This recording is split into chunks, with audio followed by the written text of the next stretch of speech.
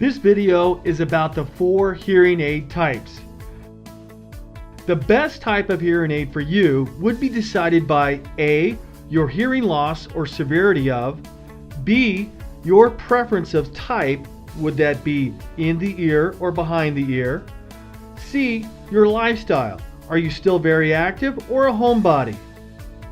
Now there's 4 hearing aid types, and the first type, the open fits, are a new type of behind the ear hearing aid.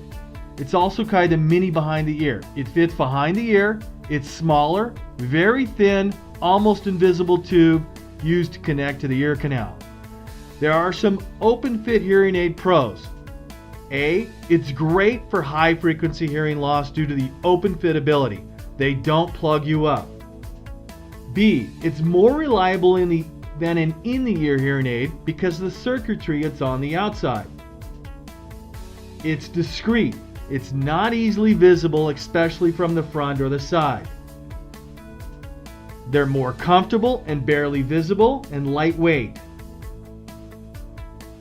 There's no ear mold, less plugged up feeling. It's an open fit. Now there are some cons to these open fit hearing aids. It's not suitable for moderate to severe low frequency loss. These are the men's deep voices. Some models do not have a manual volume control. Sometimes sweat from the outside ear may cause malfunction. You could get wax buildup in the tube and have to clean it frequently. Now let's go to in-the-ear hearing aids. In-the-ear hearing aids sit inside the ear canal. They're discreet, they're small, and they're for people with mild to moderate hearing loss. Now, the in-the-ear hearing aid pros are small and discreet for cosmetic purposes. They're very efficient in the delivery of low and high frequency gain. You can use the telephone or headsets normally. In-the-ear cons. They are not appropriate for severe to profound hearing loss. They're not appropriate for high frequency hearing loss because they take over 100% of your hearing. And they're not suggested for children. Let's talk about the traditional behind the ear hearing aids. Behind the ear hearing aids are much larger in shape.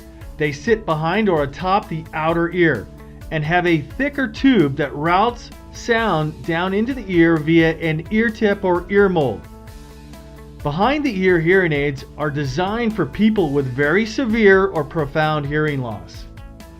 Now the pros are they can be used for severe to profound hearing loss. This is for somebody with a great deal of hearing loss. Sometimes they're less expensive than other behind the ears. You could put more memory options or features such as the telecoil in the hearing aids. There's a wider selection of case colors because it's much larger space or real estate. The behind the ears have much larger controls. These are for people with dexterity issues. And it's a longer battery life. Usually they use the 13 with 200 hours or 675 with at least 300 hours. Behind the ear hearing aid cons. They're more visible for those without much hair. People are definitely going to see these. They're very inconvenient for physically active people because they're just much larger. They could be susceptible to moisture and perspiration damage because they're sitting outside the ear. Behind the ear hearing aids require an ear mold, and an ear mold plugs up 100% of your ear canal. The last type is a receiver in the ear hearing aid. These look very similar to the behind the ear hearing aids with one unique difference. The speaker and or the microphone of the hearing aid is placed inside the ear canal, and a thin electrical wires replace the acoustic tube of the open fit hearing aid. These hearing aids offer a huge cosmetic and listening advantages and are typically and the most popular type style used today. So the receiver in the ear pros. They are smaller, usually smaller, since the speaker or microphone is moved from behind the ear into the ear. there's less occlusion or plugged up feeling. They are very comfortable due to the lightweight design and the advanced circuitry inside and the size. There is no tubing to collect moisture, and the tubing does not have to be replaced.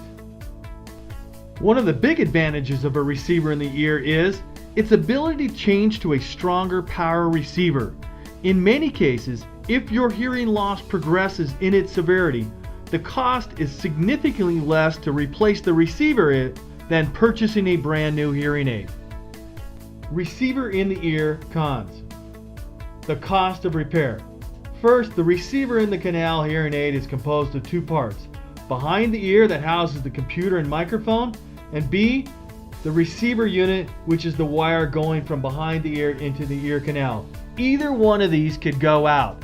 These is new technology, and replacing the receiver could be from $150 to $500, and or replacing behind the ear unit could replace the entire hearing aid. Wax buildup. A receiver in the hearing aid, these now have the same issues that an in-the-ear hearing aids do. The receiver is in the ear canal. Wax could get built up in the wax guard and clog it up. Feedback management. When you put a receiver in the ear, you just increase the chance for feedback. That means more squealing.